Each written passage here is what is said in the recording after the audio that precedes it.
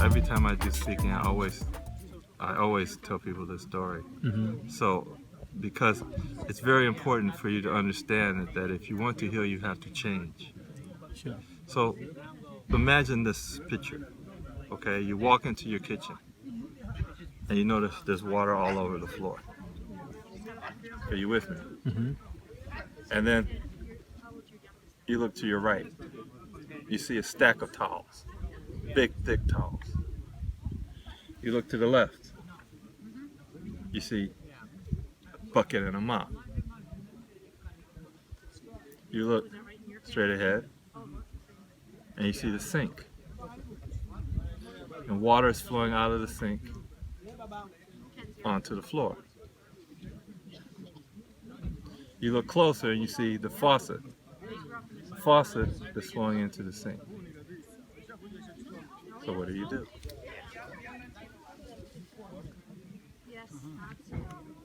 Well, what would you do? Tell me. Well, first thing you would do is you would look and you say, there's water all over my floor. Why is there water all over my floor?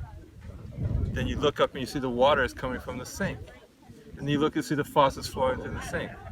So anybody is going to go over to the sink, the first thing they do, they're going to turn the water off. Sure. Then they'll start looking around for a towel. Towel. And then maybe, or a mop. The first thing and everything, and almost everybody I tell this story to, they tell me the first thing they do is they turn the water off. But if it comes to your health, you walk into your kitchen and you realize, oh, I'm not feeling so well. So you don't look around. You're conditioned. I don't feel well, I call my doctor. So you go to your doctor, the doctor says, sir, you have water on the floor.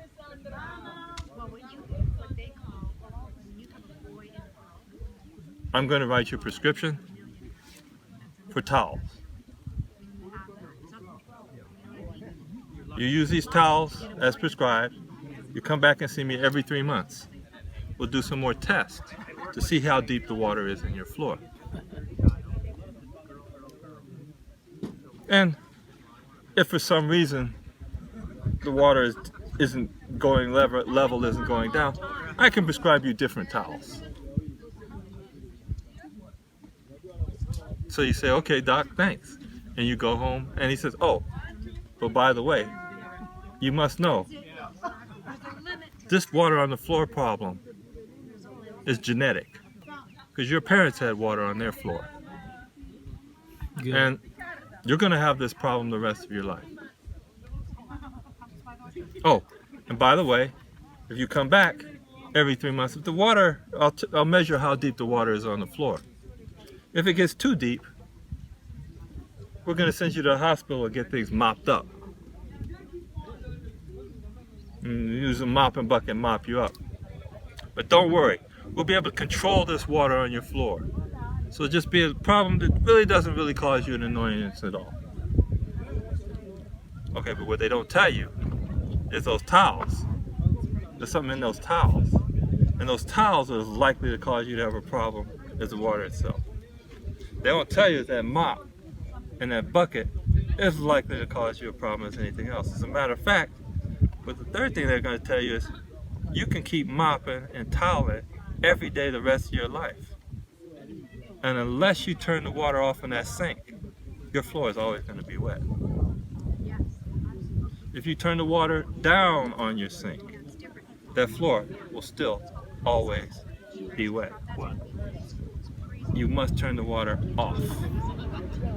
If you don't turn it off, not only will it always be wet, but eventually that floor is going to rot and collapse due to the basement. And they're not going to tell you that these towels have something in the towels to make the floor rot too. They're not going to tell you that towels are likely to cause the floor to rot and collapse, or even more likely to cause the floor to rot and collapse than the water itself. Now, everybody says, no, doctors are being progressive these days. They'll tell you, oh, look, you might want to turn down the water some. So if you had diabetes, they might tell you, oh, you might want to lose some weight. They're not going to tell you to turn the water off. Oh, yeah. Because if you turn the water off, what's going to happen? You don't need anybody to measure how deep the water is on the floor. Mm-hmm. That means you don't need a doctor anymore. Mm, That's a bad business model. I see.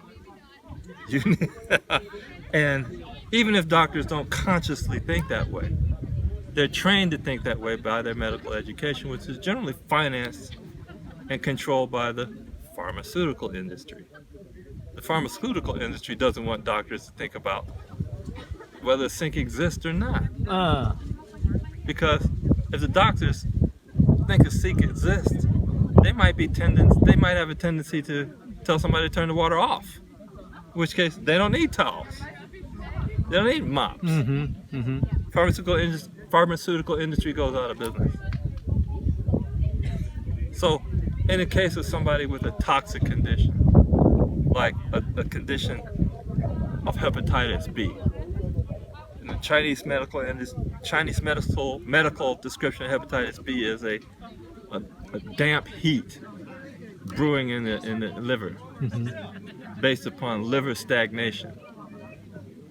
So it's with accumulated toxins in the system. Mm-hmm.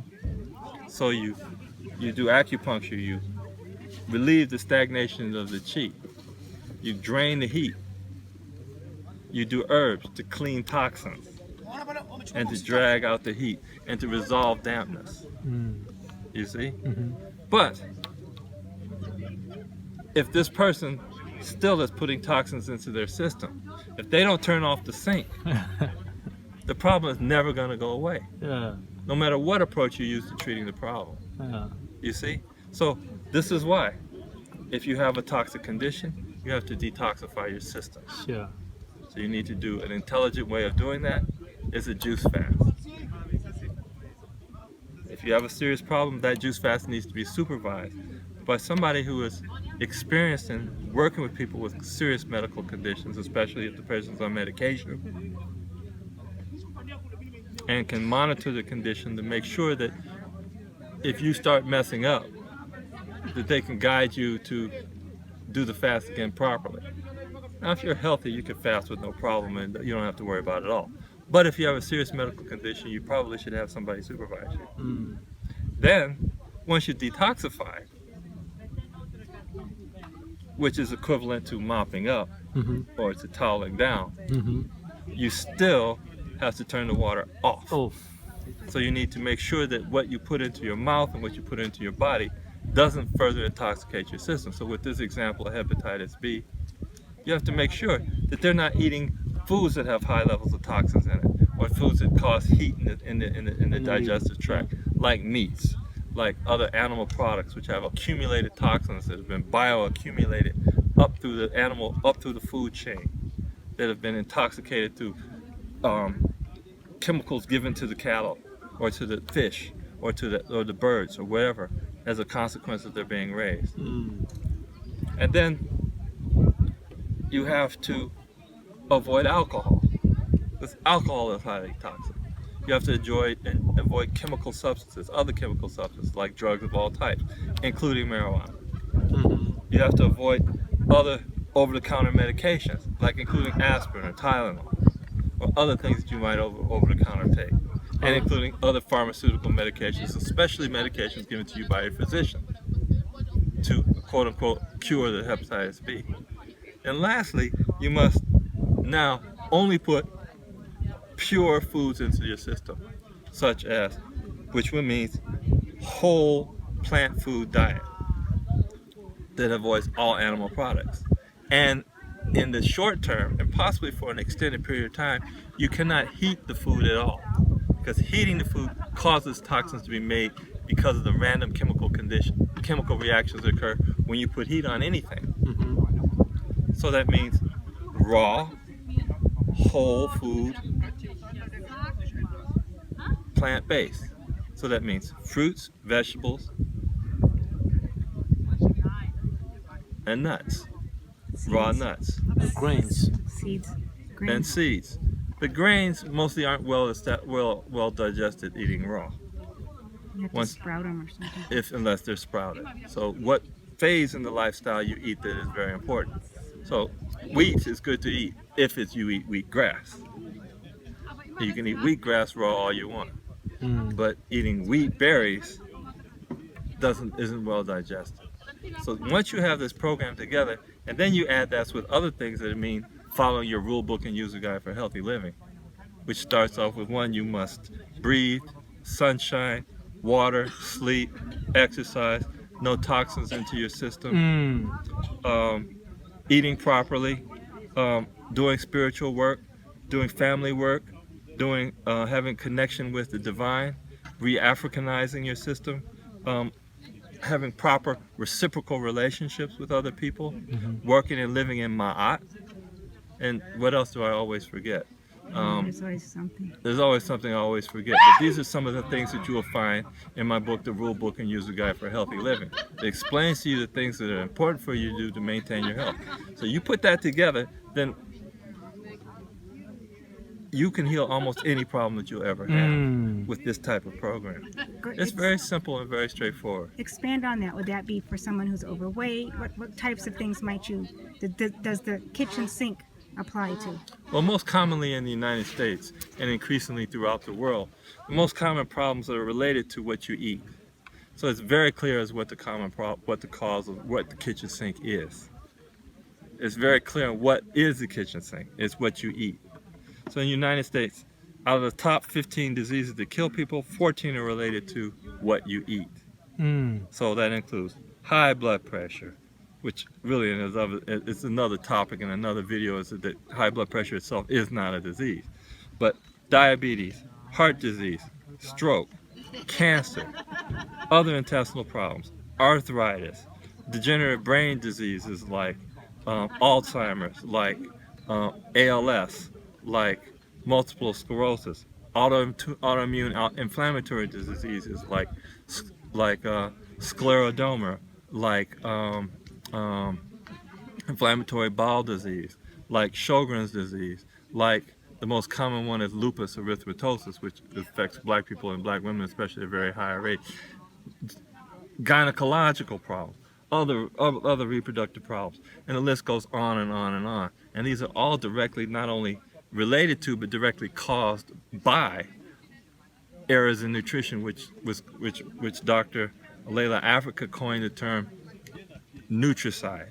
We are literally killing ourselves through what we're eating.